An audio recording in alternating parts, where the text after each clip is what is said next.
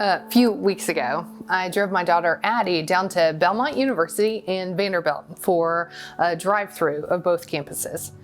She's 13 now, and whether it's because she's getting older and slightly closer to college age, or because dreaming of a future beyond a pandemic gives her hope, or maybe just because we've been binge watching the Gilmore Girls together, she's gotten really interested in college.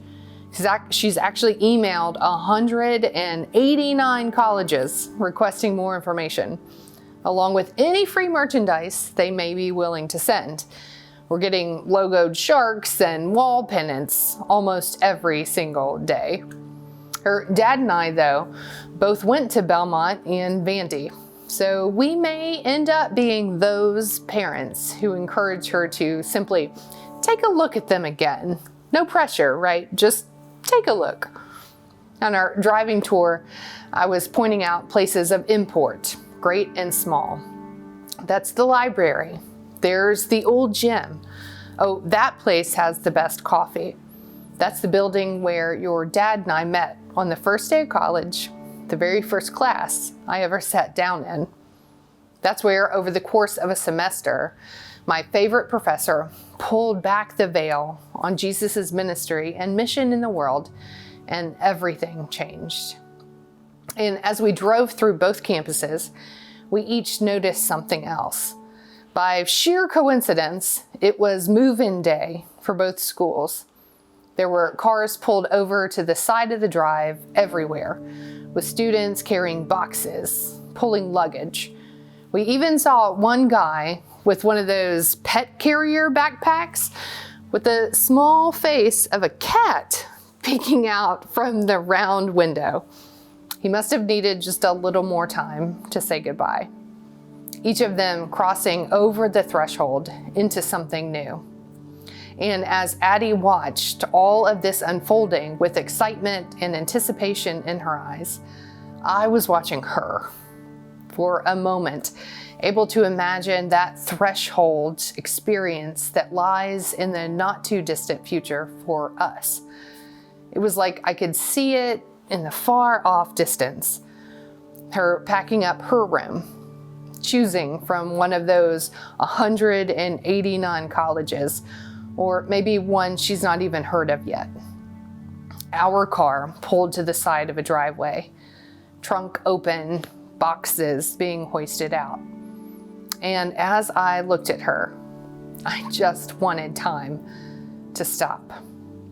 And you've had that kind of moment before too, I know.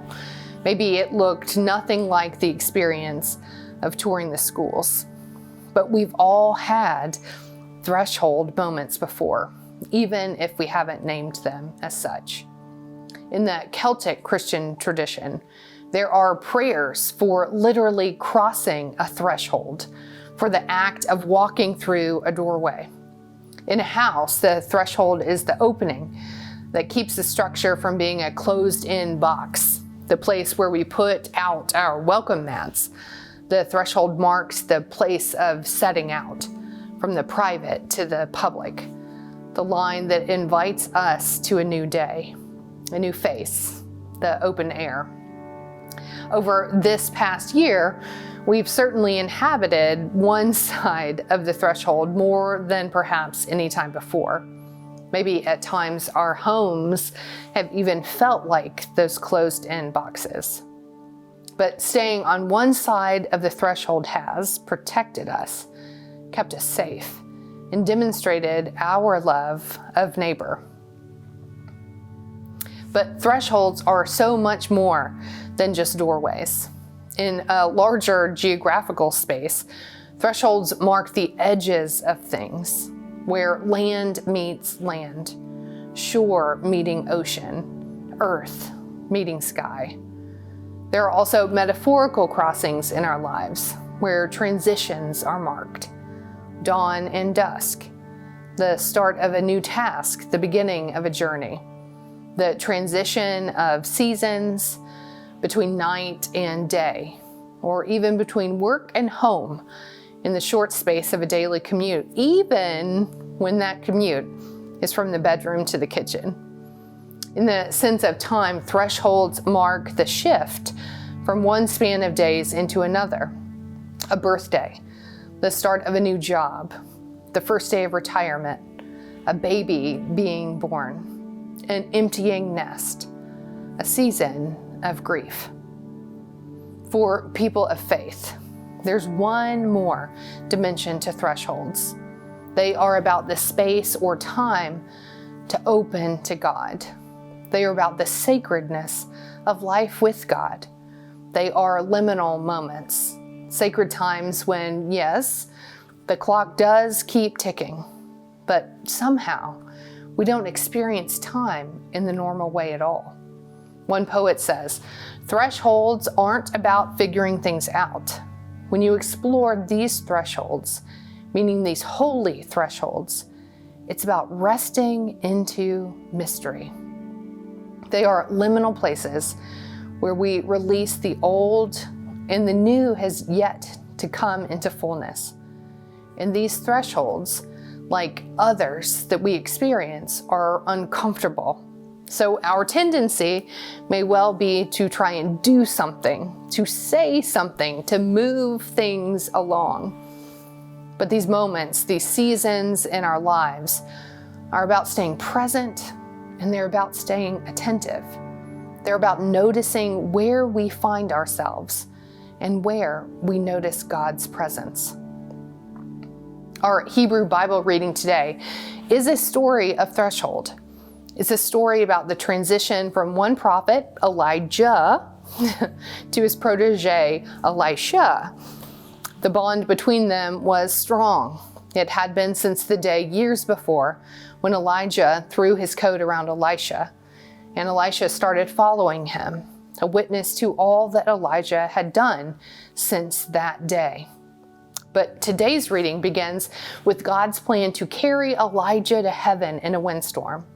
Things were about to change. Elisha was about to lose his mentor. The story reports the strange traveling from place to place, where Elijah hurriedly goes places and says, "Don't follow me." But Elisha says, "I'm following anyway," and he does. The prophets who gather in the places they travel ask Elisha, "Do you know that the Lord is going to take your master away from you today?" Elisha's response, "Yes, I know. Don't talk about it. Don't talk about it. Don't talk about it. Don't bring this up to me. Yes, I know. I know all too well that things are unraveling and I cannot stop them. I know that I am standing on this threshold of vocation, this threshold of identity, this threshold of readiness, this threshold of changing relationship. All I can do right now is match Elijah step for step, soaking up these last moments, these last days, not yet ready to face what was coming." One commentator imagines Elisha asking himself questions during this wandering journey. Can I trust my prophetic calling in the absence of Elijah's reassuring presence? Can I learn to decipher the voice of God on my own without an experienced translator at my side? Can I, a loyal and eager follower, become a leader instead? Maybe you've been in that space before too, wondering who you will be, wondering if you're ready for what lies ahead on the other side of a threshold, wondering who you will be after the loss of a job, the loss of a home, the loss of a friend, the loss of a loved one, the loss of a mentor. Wondering what will be required of you as you piece together the fragments of your once familiar life into a new tapestry of a changed existence. Maybe wondering who you will be on the other side of this pandemic, when what we experienced as normal life has been stripped away. Wondering how these things will shape your understanding of God, wondering where God is in the midst of the threshold. As Elijah and Elisha come to the end of their journey together, and heaven and earth are ripped open, the power and glory of God on incredible display, as the fiery chariots do indeed carry Elijah away to heaven in a whirlwind. Elisha's eyes straining until he could no longer see Elijah. In that moment, he ripped his clothes and he grieved. I imagine Elisha kneeling in this threshold moment, tears streaming down his face and only silence surrounding him, save the sound of his grief thundering in his ears. Silence where only moments before God's glory had been on full display, but there is no afterglow. No surge of prophetic authority or knowledge, no hint that he would receive Elijah's double blessing of God's Spirit that he had requested. Only grief and silence at the life that has now passed and the one that stretched out before him. One verse later, though not in our reading for today, Elisha picked up the coat that had fallen from Elijah, rolled it up, struck the water of the Jordan River, and the water parted, just as it had for Joshua and Elijah before him. As Elisha crossed the Jordan River on dry ground, he crossed the threshold into a new and unfamiliar life, but a life where God did indeed go with him into the unknown.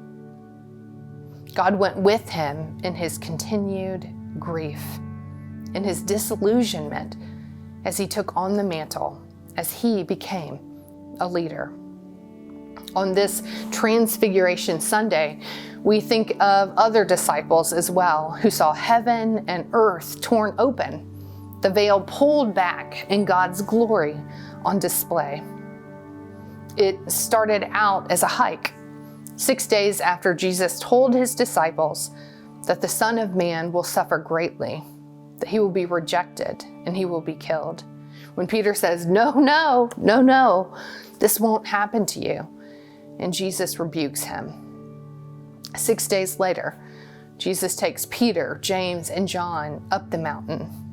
It is a threshold between worlds and understandings, between what Jesus felt called by God to do and be in his mission and ministry, and what his disciples misunderstood a Messiah to be and do. Not coincidentally, this story appears in the middle of the Gospel of Mark, when from there, Jesus turns his face to Jerusalem. So it started out as a hike, but ends with Jesus somehow transfigured. His appearance changes with his clothes glowing a dazzling white. And then there appeared Moses and Elijah, two people of immense consequence who suddenly are there and who are talking with Jesus. It's no wonder that Peter doesn't understand what he's seeing, what he's experiencing, but he seems to want to capture all this glory before it disappears or it dissipates or goes back to wherever it came from. He wants to capture the moment, freeze it for all eternity. Let us make 3 dwellings, he tells Jesus, one for you, one for Moses, and one for Elijah. Mark's gospel actually does a bit of commentary and says, Peter said this because he didn't know how to respond, for the 3 of them were terrified, and I guess they were. It's then a cloud overshadowed them, and a voice spoke from the cloud, "This is my son, whom I dearly love. Listen to him." And as the voice spoke, suddenly looking around, they no longer saw anyone with them except Jesus. From there, they go back down the mountain with Jesus telling them not to say anything about what they had seen until the Son of Man had risen.